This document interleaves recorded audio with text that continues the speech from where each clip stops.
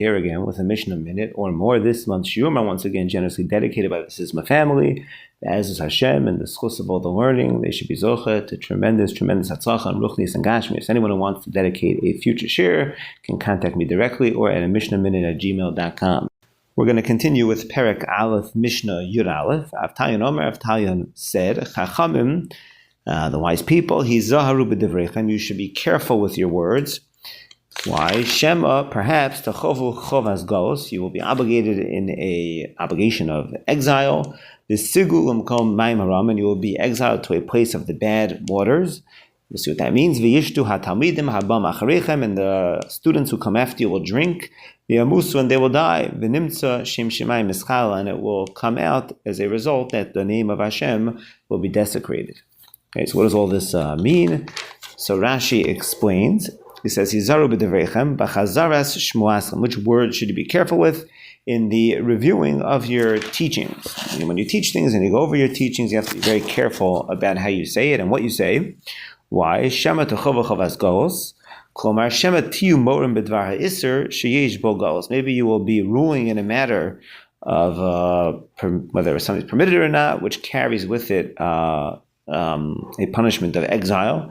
It's not clear to me if Rashi is saying that the person giving the judgment himself, the rabbi judging, ruling, is going to be chayiv galos for this. And you will be exiled to the place of the bad waters. What does this mean? To another place, that there aren't over there any proper students. And there'll be the students available, you'll teach them. When you return to your regular place, after you finish your stint in exile, the students that come after them, meaning that follow these students which you taught, will drink from them. And they'll learn from these students that you had taught, to permit matters that are aser, and they will come ultimately to a chiv misa, to die. And it will come out that the result will be that Hashem's name will be desecrated through your hands. What will be the big desecration of Hashem's name? Everyone will say, look at these people. They were good students. They were good talmidim. And they died in half their days, meaning they died early. And the Torah did not protect them. It says in the Torah, it's the length of your days and the years of your life. And another passage says, it is your life and the lengthening of your days. A tree of life to those that grab onto it. And it seems that these psukim are not true. So because the psukim seem to say that learning Torah not only does it protect you, it lengthens your days. And here, not only didn't it protect them, they died young, they died early. So we see that the Torah is not true, these psukim, and therefore it'll be a tremendous chilul Hashem. And we take a step back here to see what's going on. It seems very strange. If you were to ask me why it's so critical for a chacham when he's teaching to be careful, to be clear in his teachings, that his students should understand what he's saying, I would have said it's very simply for a very simple reason, because he needs to make sure that they are learning the truth, be it a halacha, a hashkafa, whatever the particular thing is that he's teaching them. He wants to make sure that they're actually learning it, not something else which isn't the Torah. Right? If it's halacha, they have to know what they're supposed to do, not the wrong halacha. If it's hashkafa, they have to know how they're supposed to think, what their outlook's supposed to be. Right? If it's a pshat in a gemara, pshat in a puzzle, whatever it is, so they have to be getting the truth. Otherwise, they're not learning Torah, and they're going to be doing the wrong things and thinking the wrong things. So that's why you gotta make sure to be careful how you say things and make sure that they're properly getting it. Furthermore, this whole thing here sounds very, very remote. What are the odds? It's not clear again to me what's going to cause the chacham. It sounds like Rashi is saying somehow through his ruling on certain cases, he will come to be sent into galos. But whatever the reason is, how likely is it that this chacham is going to go into galos in the first place? And if he does go into galos, how likely is it there's going to be no talmidim hagunim there, and he's going to be stuck teaching students that are not really roy? And then they're going to have their own students after he leaves, and they're going to learn from them, and they're going to end up doing things which are going to cause them to die. It's going to get so to such a bad degree that those students who learn from the inappropriate students are now going to be chayamis and they'll die, and it'll cause this, and people won't realize that these people weren't really on the right path, and therefore it'll cause a chil Hashem.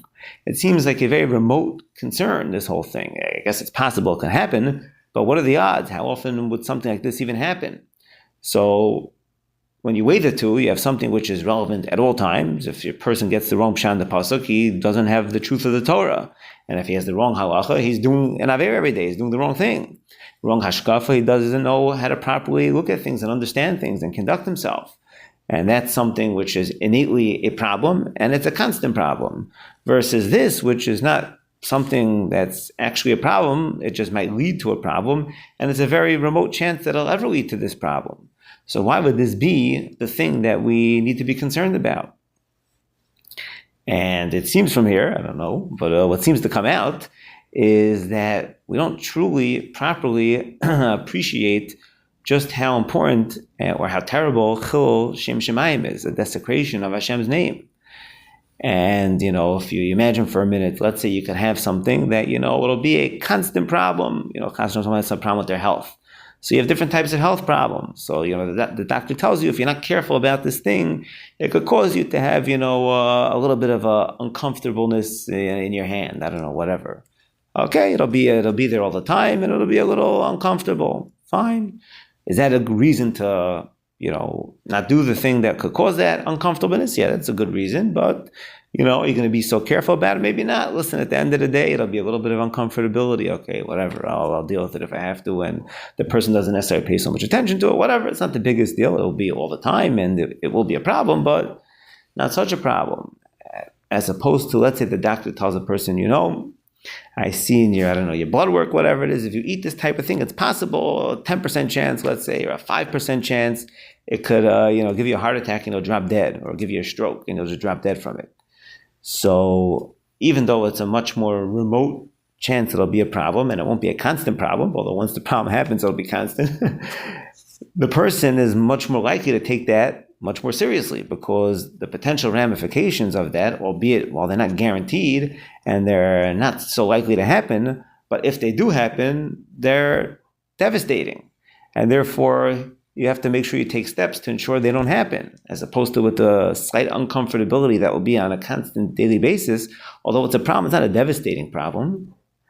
So relative to Eichel Hashem, yes, of course, not to compare Chas v'Shalom in any way, shape, or form. Havdil Elef Alfi Avdalos, if a person learns the wrong halacha, or if they have the wrong hashkafa, or they just misunderstand the Torah, of course, it's not just a little bit of uncomfortability. But relative to Chil Shem Shemayim, it's the same as that slight uncomfortability that's here on a constant basis, relative to the potential 5% chance of a stroke or a heart attack. And when you're dealing with those type of things, then everything else pales in comparison. And even it could be a very remote possibility.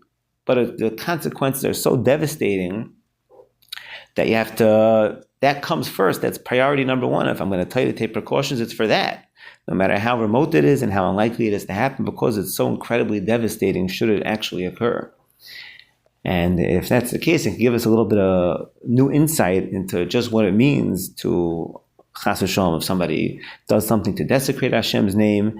And as we know, Midah Tova Meruba, that if Alachas Kam v'Kam, if somebody creates a Kiddush Hashem, just how incredibly special it is. It makes it that the Kiyam HaMitzvos, which is something which is no small thing in any way, shape, or form, which is so chashuv, pales in comparison and doesn't even enter into the conversation. It's irrelevant relative to this. This is so far beyond that.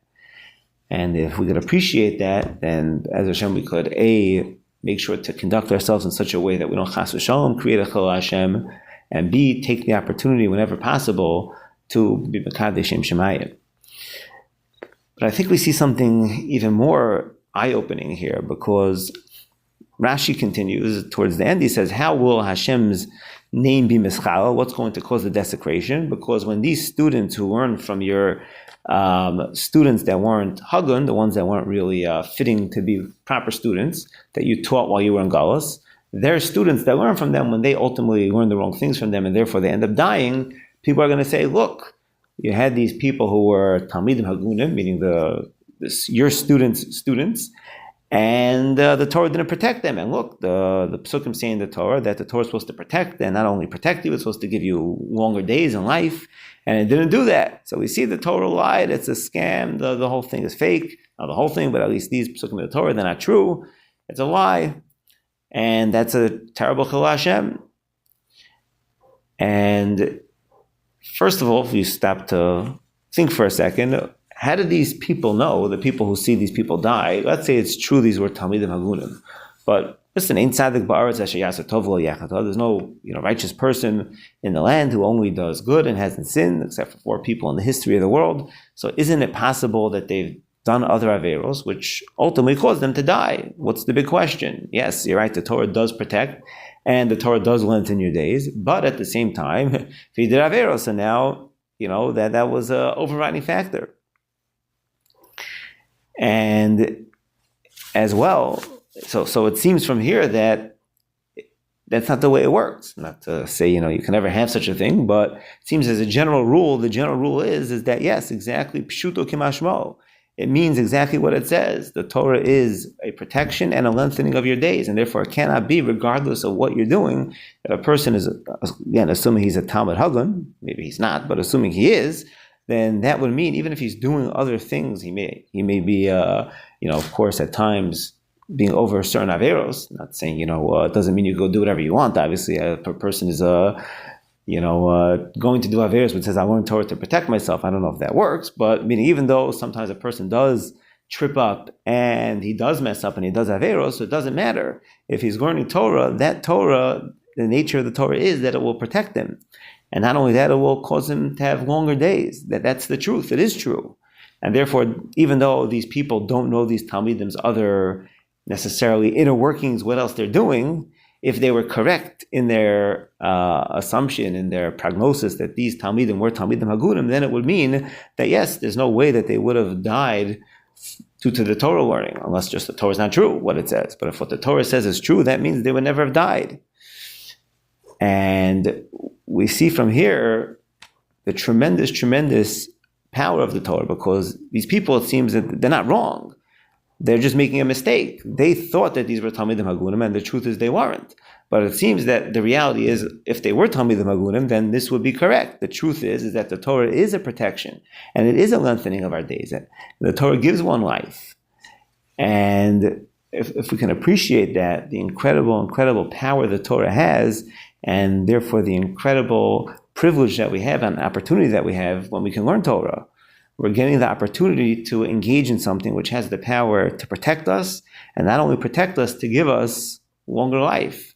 Who doesn't run around? There's all kinds of industries, and since time immemorial, which were dedicated to lengthening people's lives and trying to, get the elixir of life. What could give you longer life?